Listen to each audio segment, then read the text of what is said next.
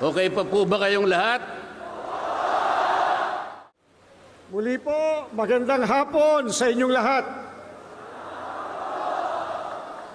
Tulad po ng alam natin, ang layunin ng pambansang rally na ito ay para sa kapayapaan. Kapayapaan ng ating bansa. Ngunit, ang tunay na kapayapaan ay makakamtan lamang kung ang batas ay irerespeto at paiiralin. Hindi po tayo laban sa anumang proseso ng paglilitis, anuman ito. Kailanman at ito po naaayon, sumusunod sa batas. Kaya, upang magbigay linaw ukol sa diwa at kahalagahan ng pagpapairal at pagsunod sa rule of law, na siya pong sandigan ng kapayapaan tungo sa ikalulutas ng maraming problemang kinakaharap ng ating bansa, atin pong pakinggan ang isa po nating kapatid na abogado.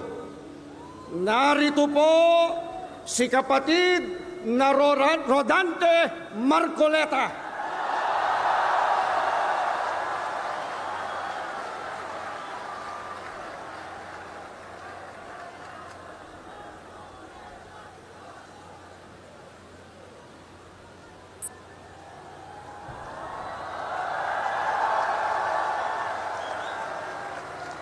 Okay pa po ba kayong lahat? Mga kapatid at mga kababayan, malinaw po nating narinig sa pambungad na pananalita ng kapatid na Edwil Sabala ang pinakalayunin ng malakihang pagkilos na ating sama-samang isinasagawa sa araw na ito. Nais nating katawanin ang nagkakaisang damdamin ng milyon-milyong Pilipino at isatinig ang kanilang pinag-isang mithiin para sa isang mapayapa at nagkakaisang Pilipinas. Kaugnay nito, binanggit din po ang ating kagustuhan na ipaalam sa mga opisyales ng ating pamahalaan ang ninanais at pinapangarap na maayos at epektibong paglilingkod at paglutas sa lumalalang kahirapan na pinalubhapan ng katiwalian at korupsyon, kalamidad, kriminalidad, bangayang pampolitika at iba pa. Kinikilala po nating lahat na nagkakatipon ngayon na sa pagkakaisa, kapayapaan at pagkakasundo lamang natin makakamit ang hinahangad na pagunlad at pagsulong ng ating bansa. Sa bahagi po naman ng kapatid na Romel Topacio, tinindigan ang pagtitipong ito ng Iglesia ni Cristo ay konkretong kahayagan ng suporta sa naunang pahayag ng Pangulong Bongbong Marcos na hindi sasang-ayon sa isinusulong na impeachment laban kay Vice President Sara Duterte. Kinatigan din po ng Iglesia ni Cristo ang posisyon ng Pangulo na ang impeachment ay hindi makapagdudulot ng kabutihan sa buhay ng kahit isang Pilipino. Hindi lamang ito pag-aksaya sa oras ng pamahalaan, kundi makakahadlang din sa pagre-resolba sa marami at pangunahing problema ng bansa. Mataas na presyo ng bilihin, mababang kalidad ng edukasyon, infrastruktura, serbisyong pangmedikal, kriminalidad, seguridad at iba pa. Higit sa lahat, ang pagsusulong ng impeachment ay mauuwi lamang sa pagtatalo-talo at papagkakampi-kampi, hindi lamang ng mga mamamayan, kundi pati na rin ng mga opisyalis ng gobyerno. Ipinaalala rin na kapag nagtatalo-talo ang mga nasa pamahalaan, apektado ang taong bayan, at kapag magulo ang bansa, ang mga tao ang kawawa.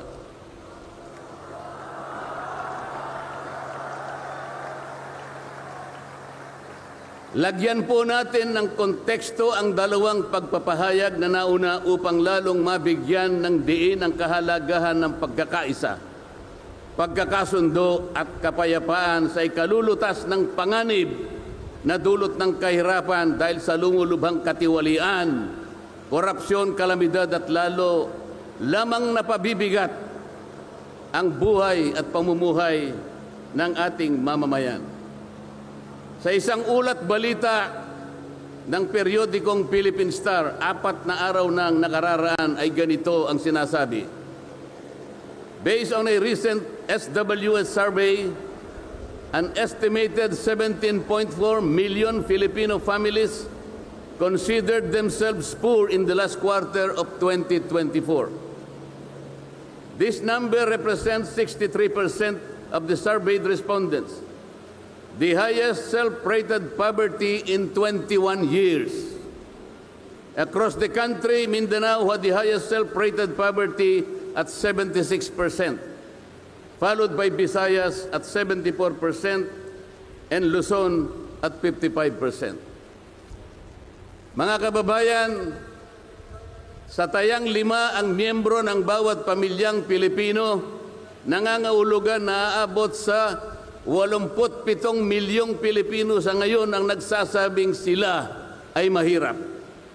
Katumbas ito ng 75% ng ating populasyon ngayon na tinatayang 116 million o mahigit pa. Gusto ko pong banggitin sa inyo at kailangan malaman ninyo na sa taong ito ang ating national budget ay nagkakahalaga ng 6.3 trillion pesos. Ito po ang ating national spending. Ang ibig sabihin, ito pong halagang ito ang gagamitin dapat ng pamahalaan upang tugunin ang lahat ng pangangailangan, pangkabuhayan, panglipunan, pangkalusugan, pangedukasyon, pangseguridad, lahat ng kakailanganin alang-alang sa kapakanan ng bawat isang Pilipino. 6.3 trillion pesos. Ngunit, ang tinatayang magiging income lang ng ating bansa ay kulang pa sa 5 trilyong piso. Ang ibig pong sabihin, meron tayong deficit. Meron tayong kakulangan na 1.5 trillion pesos. Ito po ang ating ipangungutang sa taong ito. 1.5 trillion pesos. Ibig sabihin po, bawat araw tayo'y gagasta ng 17.6 billion pesos. Yun po yung ating gasta. Araw-araw. Ngunit ang ating kinikita ng bansa ay 13.4 billion pesos lamang. Sa makatwid, ang uutangin natin araw-araw ay 4.2 billion pesos. Katumbas ng 175 million pesos bawat oras. Napakabigat po na hinaharap na hamon at problema ng ating bansa. Hindi po biro-biro ito. Ito po ay pananagutan po ng ating mga opisyalis. Hindi po pwedeng talikuran ito. Ganito na po kalala ang problemang pang-ekonomiya ng ating bansa. Ngunit, hindi po yata ganito ang naging direksyon, sapagkat sa halip na po unahin ang mga binanggit nating malalaking problema na kinakaharap ng ating bansa, ang inuna po ay mga bagay na mauuwi lamang sa pagkakampi-kampi at pagkakabahagi ng ating bansa. Bakit po? Nagtatag po ng Quadcom. Ang buong akala ko po, sa pagtatatag ng Quadcom, ito po ay 4 na komite sa House of Representatives. Kinonsolidate, ginawang isang makapangyarihang komite na ang buong akala ko ito ang gagamitin para tutukan ang namumuong problemang lumulubha pa na hinaharap ng ating bansa. Napakataas po ng bilihin, lalo na po yung pagkain ngayon. Nagtanong-tanong po ako, ang isang pirasong kamatis last week is 20 pesos. Tama po ba yun? Ngayon po, may nagsabi sa akin 30 pesos isang kamatis. Ang isang kilong kamatis, 400 pesos. Tama po ba yun? Ang isang piraso ng siling pangsigang ay 10 piso. Yun po yung sinabi sa akin. Tama po yun? 600 pesos per kilo. Yun pong bell pepper. Dalawang kulay po yata yung bell pepper. Isang berde, isang pula. 45 pesos ang isang piraso. 1,000 pesos ang isang kilo. Bakit hindi po ito yung unang harapin natin? Napakalala po ng presyo ng kuryente sa ating bansa.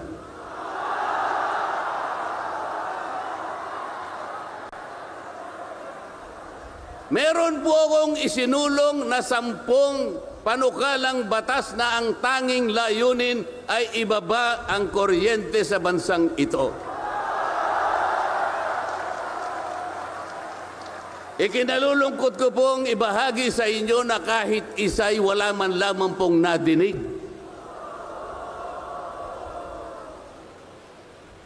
Ano po yung dininig? Pinatawag ang dating Pangulong Duterte, pinatawag ng Quadcom. At ang ginamit na pamamaraan ay yung isinasaad sa saligang batas, Inquiry in Aid of Legislation.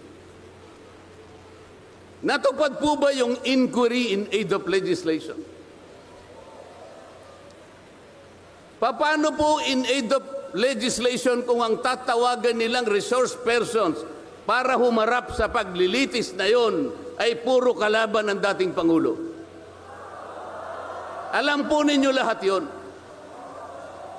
Pinagtatanong nila yung Pangulo base doon sa mga sinumpaang salaysay at affidavit nung kanyang mga inusig nung kanyang panahon sa war on drugs. Hindi naman ipinatawag ang mga taong maaring makapagbigay sa kanya ng tulong upang ipaliwanag ang war on drugs. Hindi ipinatawag ang mga Solicitor General sa kanyang panahon. Hindi ipinatawag ang mga Chief PNP upang magpaliwanag kung ano ang war on drugs. Puro kalaban ng dating Pangulo.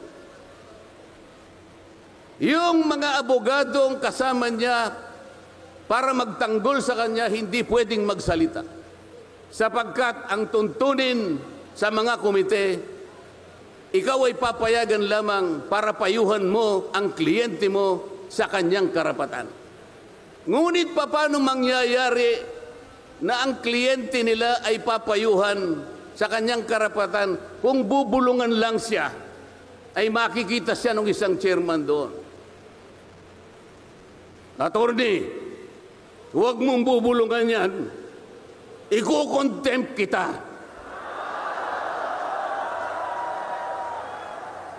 Nasaan na po yung sinabi sa saligang batas na lahat ng inuusig ay meron siyang karapatan sa abogado? The right to counsel.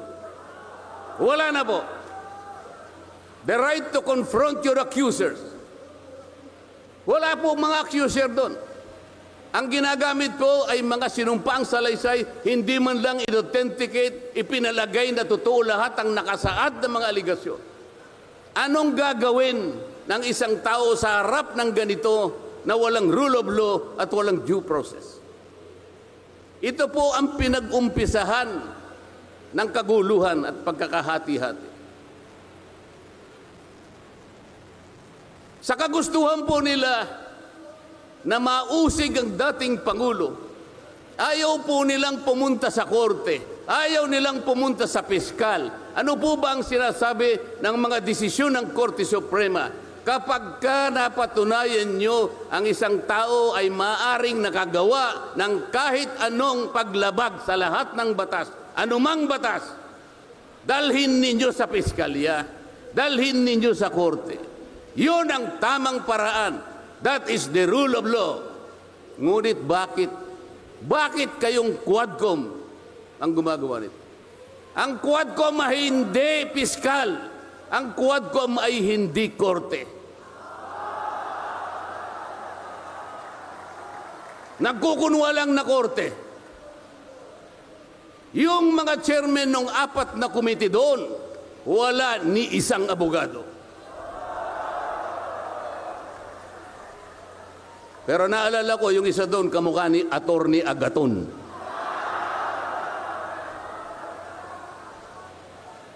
So sa halip na ang unahin ay yung kapakanan ng mamamayan, sa harap at liwanag ng napakaraming nakabantang panganib sa atin, sa ekonomiya, panglipunan, pangsiguridad, korupsyon, katiwalian, bakit ang inuuna ay usigin ng isang tao na hindi naman ipadadaan sa tamang proseso ng batas?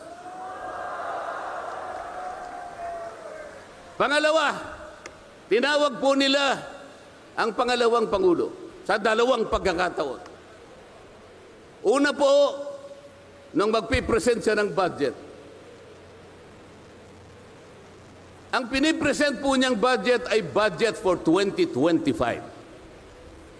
Akalain po ninyong ang gusto nilang tanungin ay yung pagkakagasta ng kanyang budget noong 2022 and 2023. Saan ka naman nakakita ng ganong klaseng direksyon? 2025 ang dapat pag-usapan, ang kanilang pilit na itinatanong ay paggamit o paggasta niya noong 2022 at 2023. Ang sabi po ng Vice President, siguro nainis na rin, I forgo my opportunity to defend this 2025 budget and I leave it to the discretion of the House of Representatives as presented. Oh, ayaw pa nilang tanggapin. Nang ibig sabihin, ayaw ko nang idepensa sa inyo. Bahala na kayo. Kung anong gusto nyong ibigay sa akin, bahala na kayo. Ano pong ginawa nila? Hindi. Kinakailangang masagutin mo lahat ito. Walang exempted dito. Kahit ano nga yun siya, kailangan namin tama po yung lahat po ng paggasta ng pera ng bayan ay kailangan pong suriin. Totoo po yun. Ngunit meron pong pagkakataon at panahon sa paggawa nito. Hindi po sa panahon ng pipresenta ng budget. So ang ginawa po nila, tinawag uli ang pangalawang Pangulo sa isang pagdinig sa isang komite na kung tawagin ay Committee on Good Government. Alam po ninyo yung pagsisimula nila para magkaroon ng katwiran na masabi na ang Vice President? Kinasangkapan nila yung isa sa amin, isang representative sa Maynila, tumindig at nag-privilege speech. Yung subject matter po ng kanyang privilege speech ay kaugnay po ng budget na pinagtatalunan na po sa plenaryo at sa committee. Sa tuntunin po ng House of Representatives, no one should avail of the privilege hour if the subject matter is related to a pending bill. Nandun na po yung bill sa baba, pinagsalita pa po yung isa. Nung banggitin ko po ito, nire-raise ko po, sabi ko, wala pong katwiran ito. Kailangan po tindigan ninyo, sundin ninyo ang ating tuntunin. Kapag hindi tayo sumunod sa ating tuntunin, sinong maniniwala sa atin na tayo may karapatang gumawa ng batas para sa ikabubuti ng ating bansa?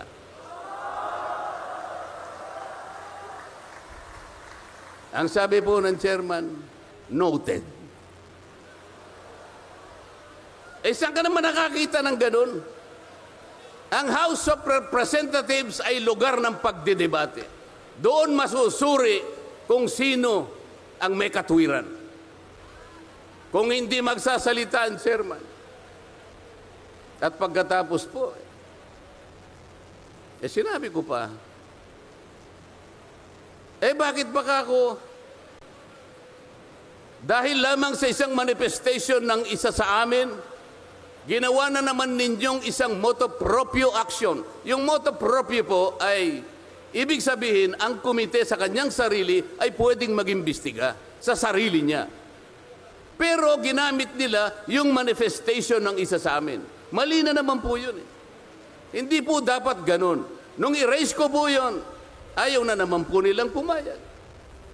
Samantalang ako po, I delivered a full privilege speech. DepEd din ang pinag-uusapan nun. At ang ni-raise ko po ay yung katiwalian involving more than 3 billion pesos covering 3 annual audits of the Commission on Audit. Kahit na full privilege speech, hindi man lang po ni-refer sa committee. Samantalang yung illegal po na privilege speech, dali-daling ibinigay kagad sa Committee on Good Government. Kahit na illegal, kahit alam nilang mali. Ito po yung problema. So sabi ko, Mr. Chair, bakit tayo po ang sumusuri? Bakit tayo po ang nag-audit ng confidential funds ng Vice President? Bakit tayo po? Hindi po ba ang minanduhan ng ating saligang batas na tanging may otoridad at kapangyarihang mag-audit at mag-examine ng lahat ng report at papeles ng pagkakagasta ng ating bansa ay ang Commission on Audit? Ni-raise ko na naman po yun. Ayaw pong sumagot ng chairman. Ang pinasasagot po sa akin ay yung hindi abogado. Sabi ko, Mr. Chair, nilapitan ko po sila. Mr. Chair, huwag naman pong ganito. Ilagay naman po natin sa konteksto at sa regulasyon ng ating ginagawa. Tinatanong ko po ay isang constitutional issue. Bakit ang pasasagutin mo sa akin ay hindi man lang abogado? Huwag mo naman akong insultuhin.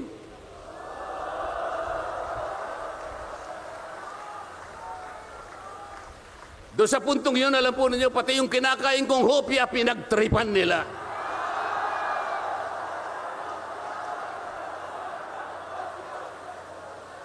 Ang Iglesia ni Cristo ay hindi po laban sa impeachment, sapagkat ang impeachment ay itinatadhana sa saligang batas.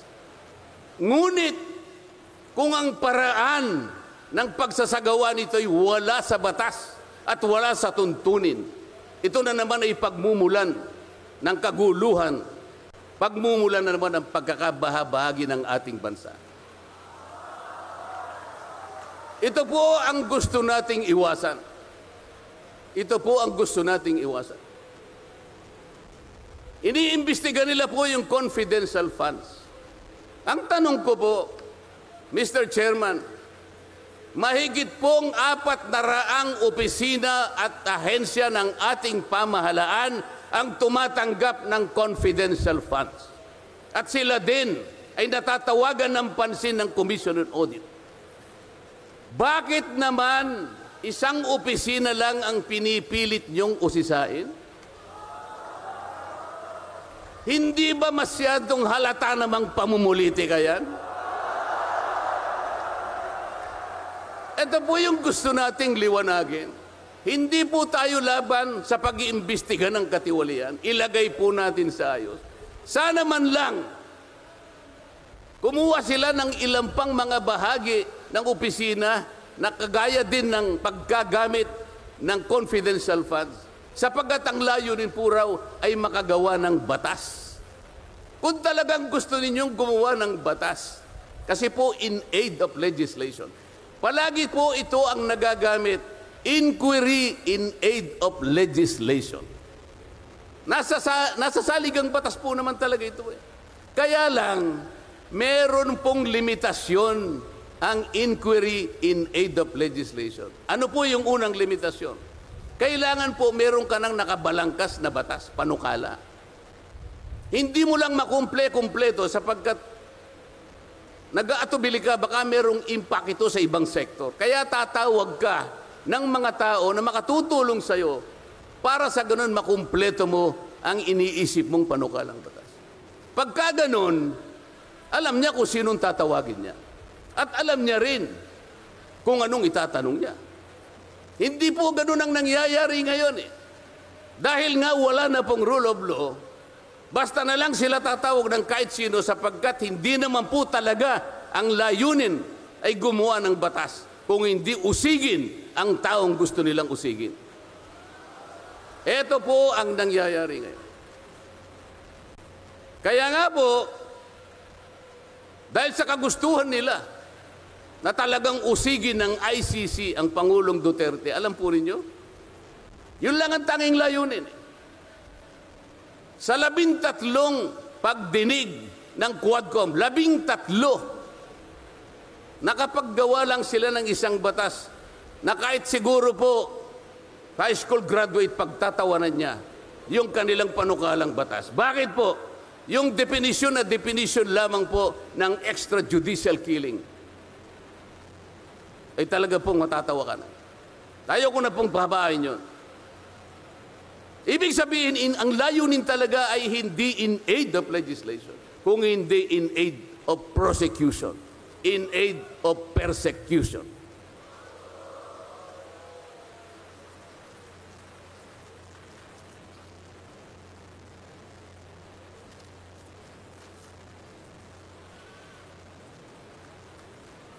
Kanina po, mga kababayan, napanood po ninyo ang video na kung saan ay nagpahayag ng di pagsang-ayon si Pangulong Marcos sa namumuong impeachment laban sa pangalawang Pangulo. Ulitin ko lamang po yun. Sabi niya, tumutukoy po dun sa pagsasagawa ng impeachment. This is not important. This does not make any difference to even one single Filipino life. So why waste on this? What will happen if somebody files an impeachment? It will tie down the House. It will tie down the Senate. It will just take up all our time and for what? For nothing, for nothing. Sabi po niya ito, none of this will help improve a single Filipino life. As far as I am concerned, it is a storm in a teacup. It's a tempest in a teacup. Ang ibig sabihin, isang napakaliit na bagay na pinipilit ninyong palakihin. Napakalaki ng problema ng bansa ang inaharap natin. Ito ang ating atupagin. Ito yung gustong mangyari ng Pangulo ng Republika ng Pilipinas. Sumagot po ang liderato ng House of Representatives. At sa isang bahagi, ang sabi po niya, ito po, kinuha ko lang yung isang bahagi sa isang mahabang manifestong ginawa nila. Sabi po ng House of Representatives, bilang tugon doon sa sinabi ng ating Pangulo. Sabi po niya, together, let us rally behind our President to protect and preserve the gains of democracy as we build a stronger, more united, and more prosperous republic. Pero nasaan po kaya? Nandito po kaya lahat yung mga sumama sa manifestong ito na sumusuporta na mag-rally tayo sa likod ng Pangulo? Tayo'y magkaisa upang panindigan yung nauna niyang pahayag na ang gusto nating unahin na pagkaisahan ay yung pagtugon, pag-address sa mga problema ng bansa. Nasaan kaya sila? Nandun kaya sila sa likod ng Pangulo o tayo lang lahat? Sa makatuwid tayo pong lahat ngayon na sama-samang nagkakatipon ngayon na hindi ko mabilan kung ilang, baka meron 1 milyon po yata. Tayo pala ngayon ang nagkakatipon sa diwa ng tunay na kapayapaan at pagkakaisa na nagrarally ngayon. Sapagkat tayo lamang ang nasa likod ng Pangulo sa kagustuhan niya na harapin natin ang mga hamon at nagbabantang problema ng ating bansa. Sapagkat, sabi niya, totoo naman, ang impeachment ay hindi makapagbibigay kahit anong butil ng kabutihan sa buhay ng isang Pilipino. Bago po ako magtapos, ay nais ko pong sipiin dito ang butil ng kaalaman na inalaw sa isang 1957 Nobel na ang pamagat ay Atlas Shrugged ni Alice O'Connor, na kilala sa taguring Ayn Rand. Ang sabi po niya, sa English muna po, pasensya na po kayo. When you see that in order to produce, you need to obtain permission from men who produce nothing. When you see that money is flowing from those who deal not in goods but in favors. When you see that men get richer by grab and pull, not by work. And your laws don't protect you against them, but protect them against you. When you see corruption being rewarded and honesty becoming a self-sacrifice, you may know that your society is doomed.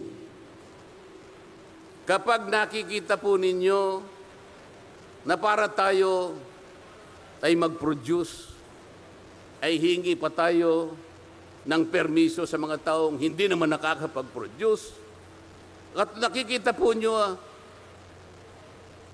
na umaapaw ang pera sa pamagitan ng patagong transaction at hindi sa pamagitan ng mga merchandise na nakikita natin.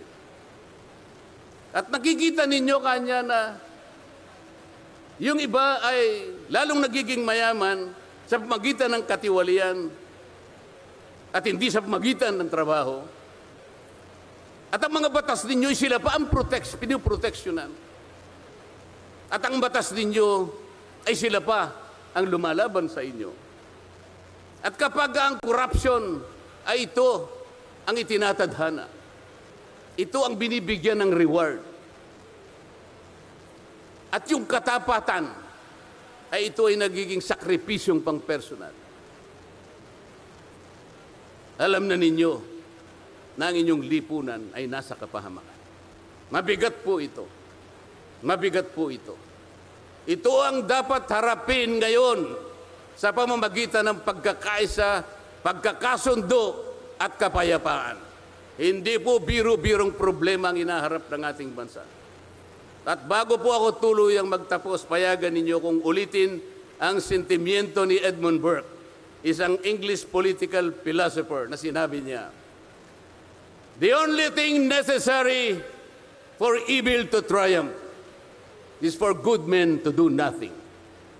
Sa Tagalog po, ang tanging kailangan para magtagumpay ang kasamaan ay magsawalang kibo at walang gawin ang mabubuting tao.